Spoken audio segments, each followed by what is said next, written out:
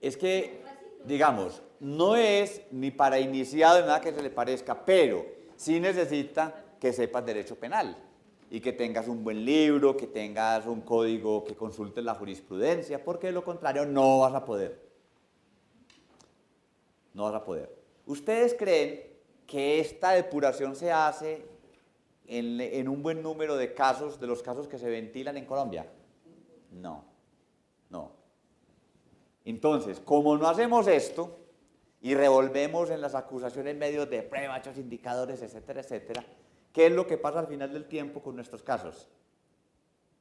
Mire, el último caso que me correspondió revisar en la corte desde el trabajo que hago, ya se los expliqué, el juicio duró semanas y semanas, pero luego de quitar toda la basura, ¿sabe cuánto tiempo realmente importante tuvo ese juicio?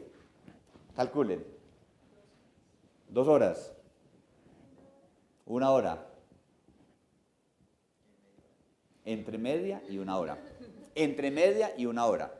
Es decir, que ese tiempo judicial que fue de semanas, diferidas a lo largo de un año, lo dedicamos a debatir cosas intrascendentes. ¿Ustedes creen que un sistema judicial se puede sostener así?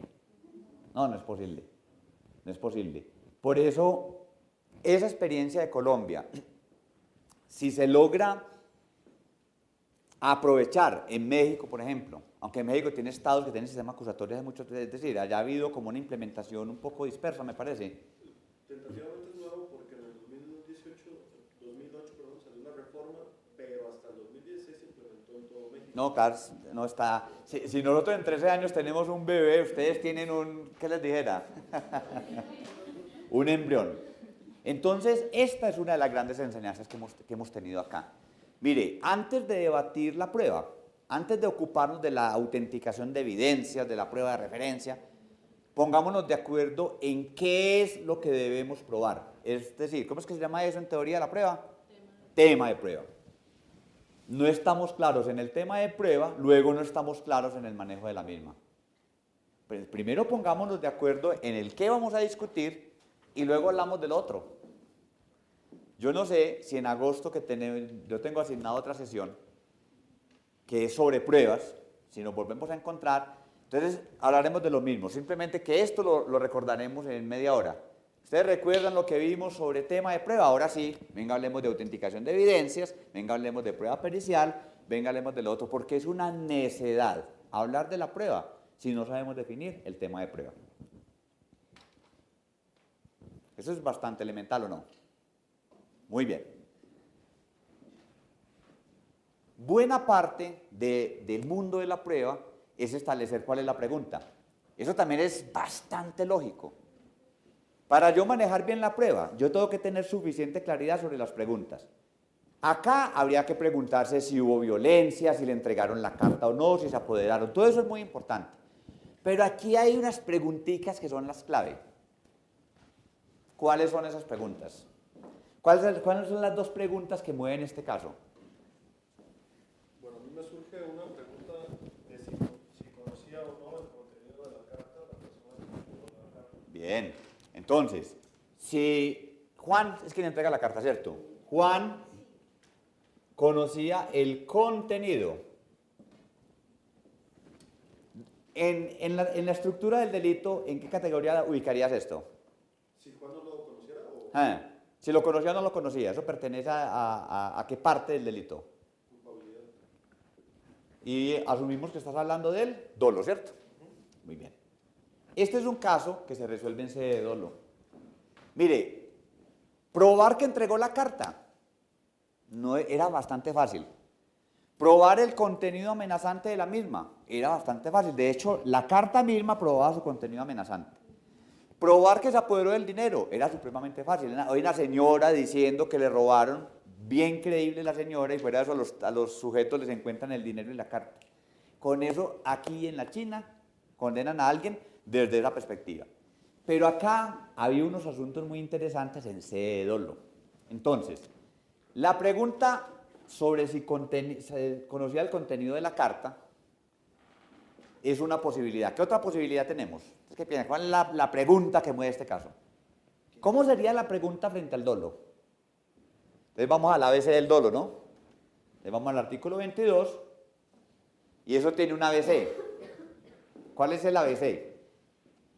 Nosotros utilizamos acá, tratamos de utilizar un lenguaje muy simplificado y yo ruego que me excusen si les parece demasiado simplificado, pero es que creemos que en ocasiones nos enredamos en el lenguaje. Entonces lo que queremos es, venga, encontrémosle a esto como la sencillez que tiene y el nivel de complejidad estrictamente necesario. ¿Cuál es el ABC del dolo? ¿Qué es lo que dice el 22? ¿Quién lo lee, por favor? La conducta es dolosa Ajá. cuando la gente conoce los hechos constitutivos de la infracción Entonces, penal. el sujeto conoce, ojo lo que dice la norma. Conocer y querer. Muy bien.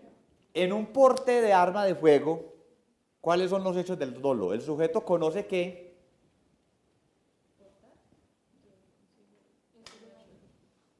¿el sujeto conoce qué? Los hechos. Sí. Ahora dígamelo tradúzcame eso, en un caso concreto. A Pedro le encontraron un arma de fuego sin autorización y actuó con dolo porque él conocía Que llevaba un arma consigo. que llevaba un arma consigo. ¿Tú qué dices? Pedro conocía que llevaba consigo un arma y que estaba prohibido tenerla sin su autorización. ¿hay alguna diferencia entre lo que están diciendo? Y una diferencia tremendamente importante. ¿Cuál es la diferencia? Si conocía que llevar el conducto. Ella se está refiriendo al conocimiento de los hechos y ella se está refiriendo, comillas, al conocimiento del derecho. Ojo. Conocimiento de los hechos y conocimiento del derecho, con las comillas más grandes, conocimiento del derecho. El dolo se ocupa o tiene que ver con el conocimiento de los hechos. Porque el conocimiento del derecho está por allá en otra categoría, que es la conciencia de la antijuridicidad. En la práctica, confundir esto es catastrófico, porque no es lo mismo probar que usted sabía que llevaba un arma a probar que sabía que portar un arma está prohibido. Un caso en Antioquia, Antioquia es un departamento acá de donde es oriundo el suscrito, entre otras cosas, donde pasó lo siguiente. En un municipio muy alejado, que a su vez tenía un paraje, una vereda muy alejada, un sujeto de 25 años se fue a convivir con una niña de 13 años. Y sostuvieron las relaciones sexuales inherentes a una relación marital. Delito. Acceso carnal con menor de 14 años. Muy bien. En esa vereda era una tradición que las mujeres a los 12 o 13 años estuvieran casadas. Mejor dicho, la que no se casó a los 15 la dejó el tren. Y eso le había pasado a la tía, a la madre, etcétera, etcétera, etcétera, etcétera. Acá tenemos una hipótesis de ausencia de responsabilidad por falta de dolo, por falta de dolo, ¿cierto? ¿Seguro? Para decir que era falta de dolo tendríamos que saber o que él no sabía que la estaba accediendo carnalmente, lo que lo debemos descartar de entrada, o que él no sabía que tenía menos de 14 años. Lo otro es un problema de conciencia de la antijuridicidad. Será lo mismo probar que él no sabía que tenía menos de 14 años a probar que él no era consciente de que eso era contrario como a las reglas básicas de la sociedad. El problema probatorio es sustancialmente distinto. Nos equivocamos en el problema y adiós, porque ya el manejo de la prueba va a ser nefasto. ¿Me hago entender?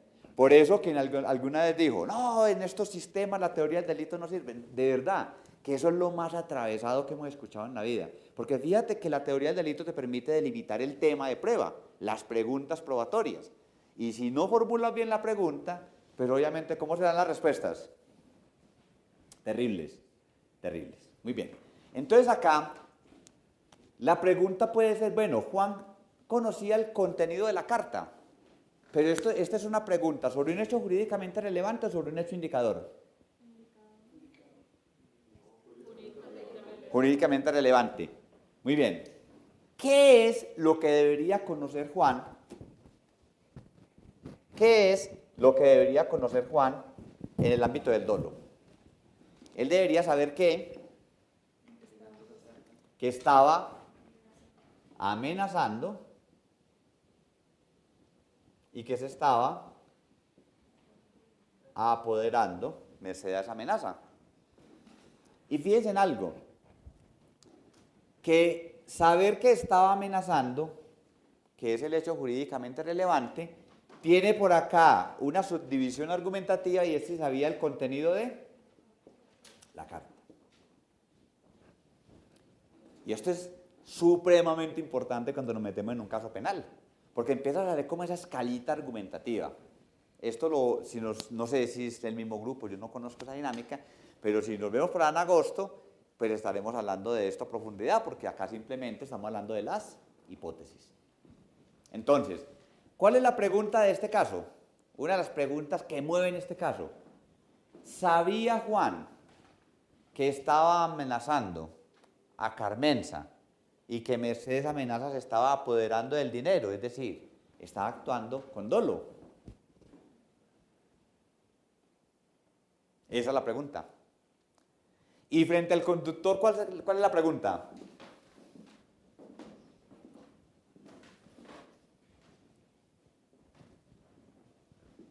¿Cuál será la pregunta que mueve el caso del conductor? La pregunta será, ¿conducía el vehículo utilizado para irse? Esa era la pregunta. Esa pregunta está muy fácil, eso lo van a probar muy fácil. Sí, pero sabía que Juan iba a ir a amenazar para pedir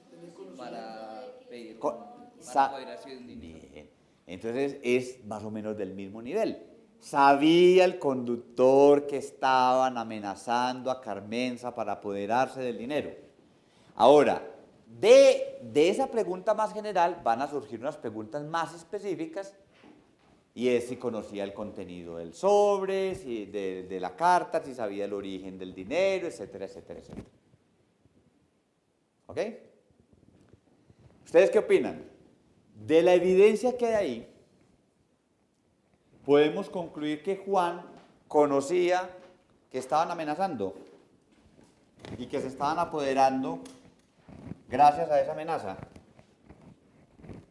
Entonces, no podemos decir no de antemano, tenemos que hacer un ejercicio un poco más racional. Una pregunta. Bueno, todos sabemos la diferencia entre prueba directa y prueba indirecta, ¿cierto? Que la prueba directa, desde cierta acepción del concepto, prueba directa, es la que le lleva el hecho jurídicamente relevante al juez sin necesidad de que él haga procesos inferenciales. Por ejemplo, juez, yo vi cuando le disparó. Juez, yo vi cuando secuestró, etcétera, etcétera. Y será indirecta, desde esta perspectiva, cuando lo que demuestra es un hecho indicador a partir del cual se puede inferir el hecho jurídicamente relevante. Por ejemplo, yo lo vi salir corriendo del lugar de los hechos, yo le encontré la huella de sangre en su ropa, etcétera, etcétera, etcétera. Hay una decisión de la Corte Suprema muy reciente, donde hizo toda una recapitulación de todo este asunto de la prueba directa, indirecta y cómo se manejan esas estructuras argumentativas, que eso las puedo mandar con mucho gusto si están interesados. ¿Bien? Entonces, siempre, salvo muy contadas excepciones, los denominados hechos psíquicos se prueban o se demuestran con prueba indirecta. ¿Y qué es un hecho psíquico? Pues esos que ocurren por allá en la mente del sujeto. Y ahí cabe el dolo. Solamente podría contemplarse una posibilidad de prueba directa del dolo y es cuando la persona confiesa. Y eso con una cantidad de debates al respecto, porque estamos usando una cierta acepción de lo que debe entenderse por prueba directa. Pero en las más de las veces, el dolo debe ser inferido.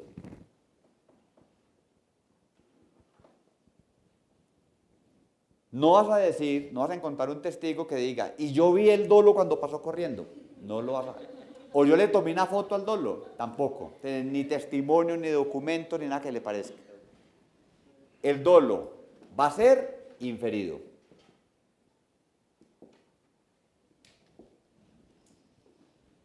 ¿Y cómo se hacen, cómo están estructuradas esas inferencias? Entonces, las inferencias, en su estructura más elemental, tienen los hechos indicadores o datos, a partir de los cuales se hace la inferencia, el hecho indicado, y acá juegan un papel muy importante las máximas de la experiencia, las reglas técnico-científicas, el sentido común, etcétera, etcétera, con unos esquemas argumentativos que en la práctica judicial colombiana es más lo que se invocan que lo que se explican.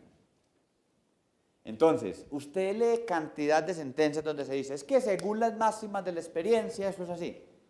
Pero pocas veces se explica el proceso. Se dice cuál es la máxima y cómo es que la máxima se aplica al caso. A lo que hay que apuntar, estamos bien convencidos, es a que esas explicaciones se hagan, para que las decisiones sean más controlables. La decisión judicial tiene que ser controlable en una democracia. ¿O no les parece? Porque si alguien te dice, es que usted es responsable de homicidio, usted lo que quiere es que le digan de dónde sale la conclusión para poder defenderse o no. Es como elemental. Muy bien. ¿Cuáles son los hechos indicadores de que Juan sabía que estaban amenazando? Den una chequeadita, tómense 2 minuticos. ¿Estamos listos? Bien, vamos a avanzar. La idea de estos ejercicios, yo insisto, es que los tomemos como un instrumento para que nos apropiemos de los conceptos. De tal manera que luego estos conceptos los podamos revertir en casos reales. ¿Ok? Muy bien. Acá hay hechos indicadores de que él conocía, pero hay hechos indicadores de que no conocía. ¿Los debemos considerar ambos o no? Pero por supuesto, que estaríamos haciendo una valoración bastante sesgada, independientemente de la esquina en la que estés parado, porque un fiscal tiene que actuar objetivamente, eso es un mandato constitucional y del 115 del Código, por si queda alguna duda. Y la defensa, pues obviamente tiene que manejar esto, y por obvias razones el juez, quien a la postre tiene en sus manos la decisión sobre la responsabilidad penal. ¿Cuáles datos indican que él sí conocía? La declaración de Pedro. La declaración de Pedro es un hecho indicador o un medio de prueba. Recuerden, no podemos confundir hechos jurídicamente relevantes con hechos indicadores con medio de prueba. Tú debes expresar el hecho indicador y luego miramos cómo lo probamos. Bien. ¿Hecho indicador? ¿Sí? ¿De que sí? ¿De que sí conocía? Para mí un hecho indicador es que ellos seguían juntos después de que recibió el dinero y cuando fueron capturados, pues, Entonces, uno, seguían juntos en las afueras del pueblo. luego de recibir el dinero. Para mí el dinero en la guantera es un hecho indicador. El dinero en la guantera.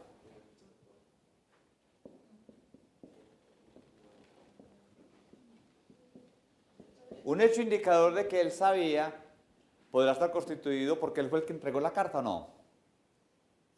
O no tiene ningún peso. El hecho de entregarla puede indicar que él sabía o no. O es irrelevante. Bien, por eso en esto cada uno lo evaluará. Cada uno lo evaluará. Yo lo voy a poner acá tentativamente. No, es que mire, él fue quien entregó. Pero vámonos para la otra esquina. Y aquí pondríamos, dale. Pues es que, no sé, el solo hecho de entregar la carta, Ajá, ¿cierto? sí. Pues no dice nada, pero la reacción de quien lo recibe sí. Ujú. Ella dice que no le insultó y que actuó normal. Yo también mucho en el tema de la actitud de quien entrega la carta. Sí. Cuando ella dice que no lo vio nervioso ni intimidante y se supone que el otro no sabía lo que tenía la carta y no tenía nada que ver con la persona Entonces, del negocio. estaba tranquilo.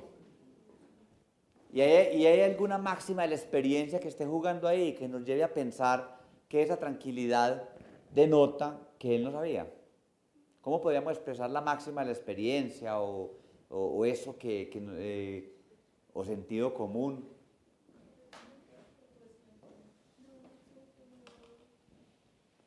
¿Qué es una máxima de la experiencia? Bueno, hablamos de eso todo el tiempo, ¿no?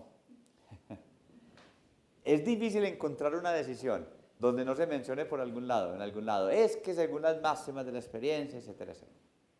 Como el comportamiento repetitivo que tiene un sujeto cuando hurta, entonces siempre tiene el mismo patrón, ¿se podría decir así?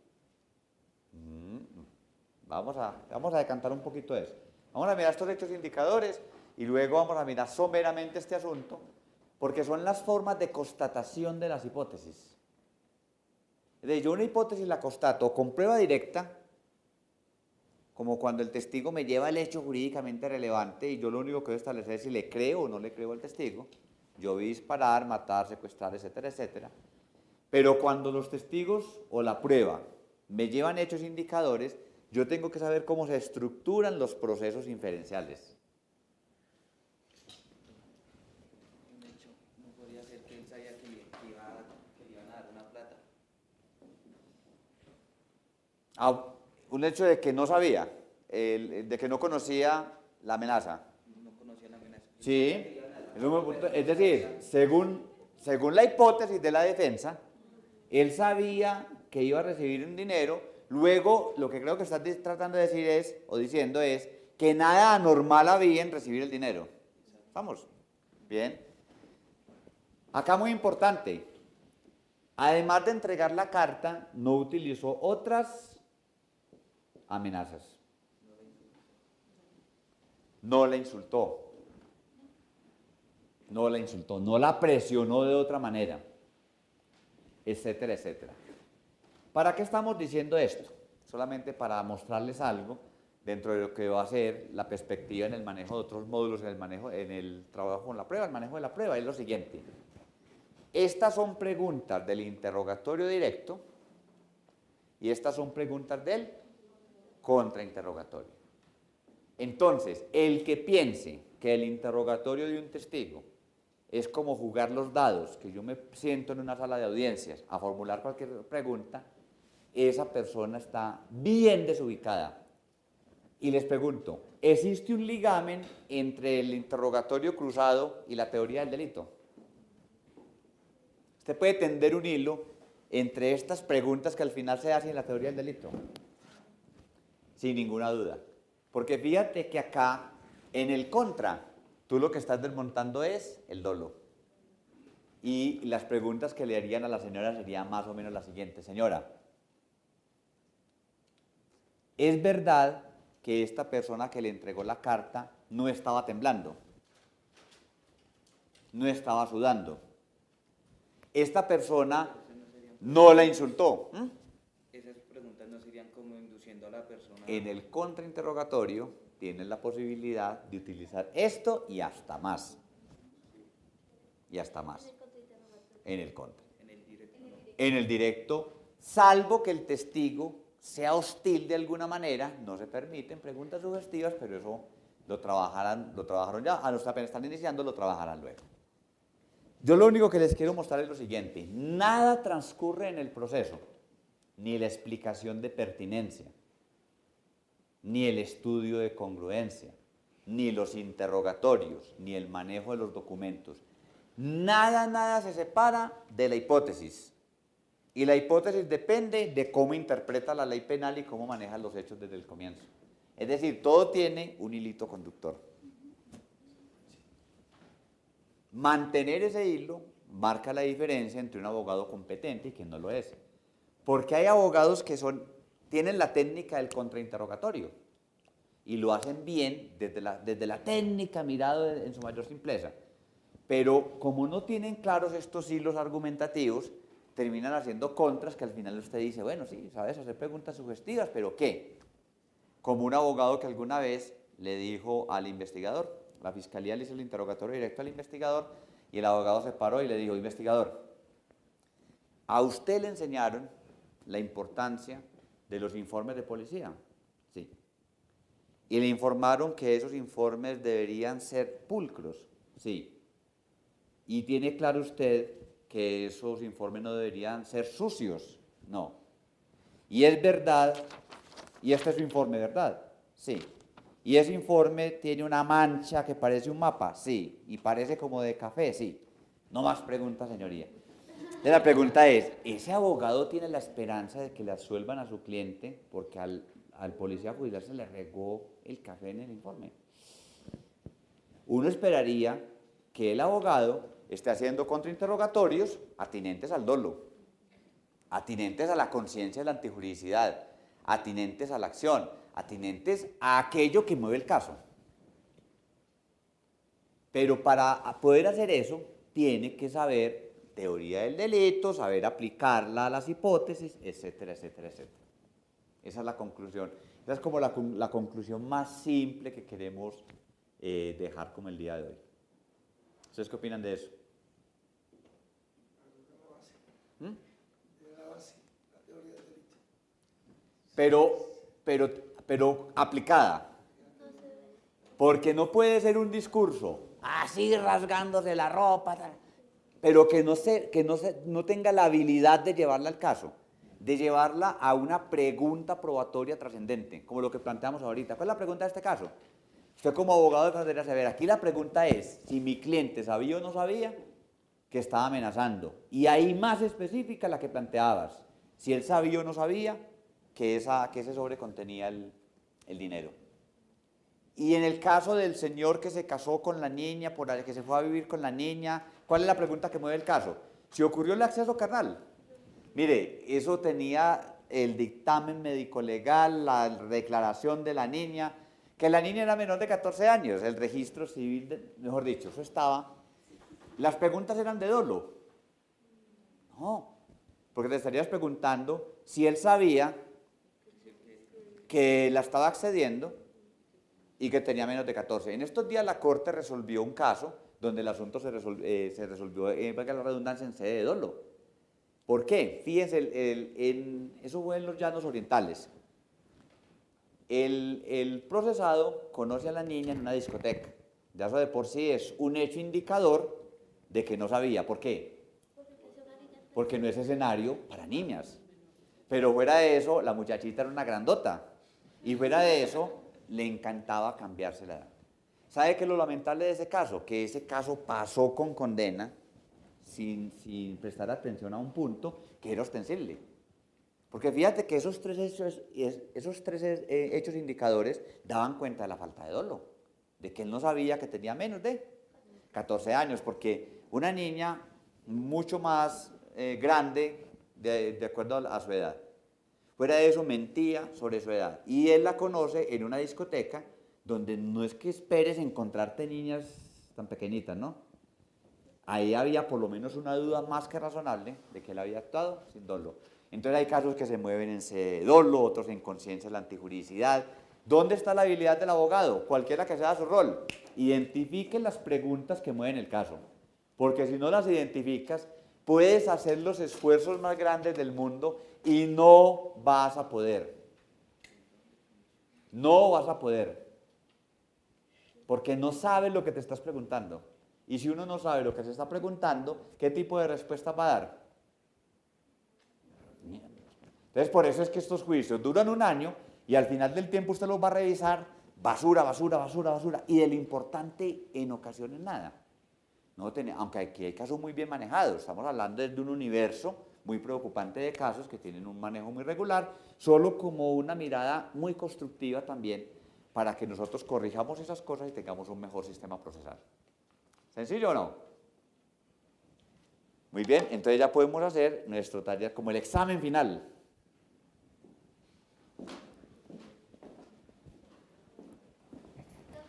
Hola. Ah, muy bien. Fueron condenados por extorsión. Sí. Y fíjese que ahí me sentí varios errores. Primero, que no era extorsión. Una opinión simplemente. Y lo otro, que ahí había una duda razonable. Este es un caso muy particular. Uno sabe que mínimo uno de los dos fue. Pero el caso era tan problemático que había hipótesis alternativas plausibles, equivalentes a duda razonable, Y en mi sentir yo creo que con un estudio más riguroso quizás ese caso no hubiese pasado por condena.